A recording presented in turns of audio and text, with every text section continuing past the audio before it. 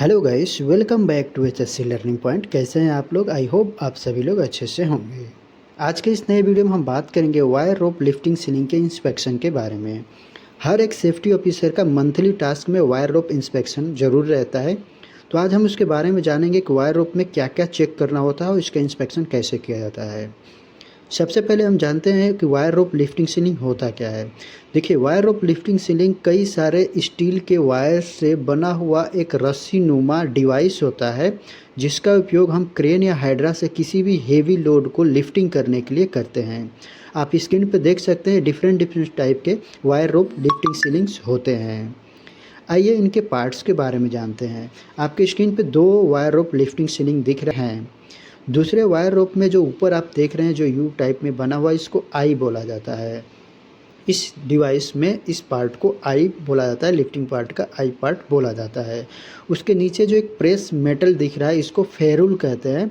Ferrule क्या करता है, जो लिफ्टिंग का जो डेड लाइन और लाइव लाइन होता है, उनको दोनों को आपस में जॉइंट करता है और उसके ऊपर बने हुए पार्ट को ही हम आई पार्ट बोलते हैं।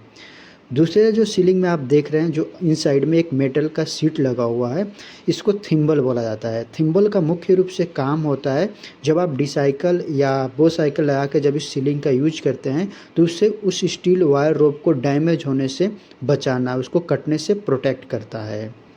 आगे जो आपकी स्क्रीन पे दिख रहा है, इसको 4 लेग लिफ्टिंग सीलिंग बोलते हैं। इसके ऊपर जो सबसे बड़ा आपको एक मास्टर रिंग दिख रहा है, उसको मास्टर रिंग ही बोला जाता है। मास्टर रिंग में कोई भी क्रैकिंग, डैमेजिंग नहीं होना चाहिए ड्यूरिंग द इंस्पेक्शन। उसके नीचे जो दिख रहा है, जो थिम्बल है, क्योंकि मास्टर रिंग के साथ जो वायर ऑफ सीलिंग अटैच रहता है, उसके बीच में थिम्बल लगा रहता है, जो मेटेलिक प्लेट का बना होता है। इसका सेम वही काम होता है, यह ड्यूरिंग द लिफ्टिंग वायर को डैमेज होने से प्रोटेक्ट करता है। उसके नीचे जो आप देख रहे हैं, उसको फेरुल बोला जाता है। फेरुल क्या करता है, वायर रोप के जो दो सीलिंग है, डेड लाइन और लाइव लाइन, इसको आपस में जॉइंट करता है और वहाँ पे नीचे एक आई पॉइंट बनाता है। उस आई पॉइंट के नीचे यहाँ देखेंगे तो इसमें थिम्बल लगा हुआ है। क्योंकि ये इसके साथ हुक का अटैचमेंट किया हुआ है। नीचे जो है हुक है, हुक को इंस्पेक्शन के दौरान चेक करना होता है, उसको डीफॉर्म ना हुआ हो, उसमें कोई क्रैकिंग, डैमेजिंग या डीप कट ना लगा हो। उसके साथ ही साथ उसमें हुक लैच लगा हुआ है। हुक लैच सही कंडीशन और वर्किंग कंडीशन में होना चाहिए, उसके स्प्रिंग डैमेज नहीं होना चाहिए। ये सारा चीज़ हमें चेक करना होता है। आइए देखते हैं कुछ लीगल रिक्वायरमेंट। अगर आप ओसा की बात करेंगे तो एज पर ओसा के 1910.184 के सेक्शन एफ के 5 में मेंशन किया गया है सीलिंग के कुछ रिजेक्शन पॉइंट। अगर आपको इंस्पेक्शन के दौरान एक ही वायर ऑफ सीलिंग के लाइन में कई सारे डैमेज वायर मिल रहे हैं तो आप उसको रिजेक्ट कर सकते हैं। अगर उसमें क्वांटिटी जो वायर रोप है, उन वायर में अगर 10 से ज़्यादा वायर डैमेज हुए हैं एक ही लाइन में, तो वो उसी समय आप रिजेक्ट कर सकते हैं। साथ ही साथ उसमें जो कोर है, अगर एक कोर के अंदर 5 वायर ज़्यादा, 5 या उससे ज़्यादा वायर डैमेज हुए हैं, तो वो सीलिंग एज पर ओसा के अनुसार रिजेक्ट हो जाता है। उसको हम हैवी लिफ्टिंग में यूज नहीं कर सकते, उसको साइड पे नहीं रखना चाहिए। इसके अलावा अगर उस रोप में बहुत सारे क्रशिंग है, जो एक दूसरे से प्रेसिंग टाइप में दिखाई दे रहा है, डिफॉर्मिंग, टेढ़ा मेढ़ा है, तो आप उसे रिजेक्ट कर सकते हैं।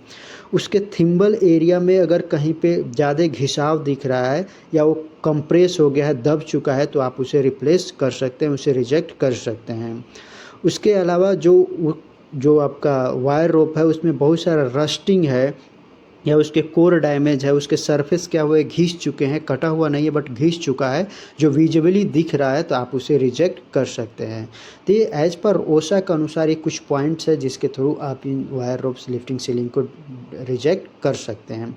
आप इस पिक्चर में देख सकते हैं, यहाँ एक ही कोर के अंदर 5 से ज़्यादा वायर रोप डैमेज है, इसलिए इस सीलिंग को हम रिजेक्ट कर सकते हैं। इसे लिफ्टिंग में यूज नहीं किया जा सकता क्योंकि ये लीगल रिक्वायरमेंट के अगेंस्ट है।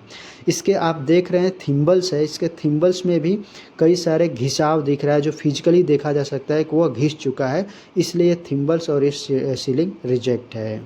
तो इस प्रकार से हम अपने साइट पे वायर ऑफ सीलिंग का इंस्पेक्शन करते हैं।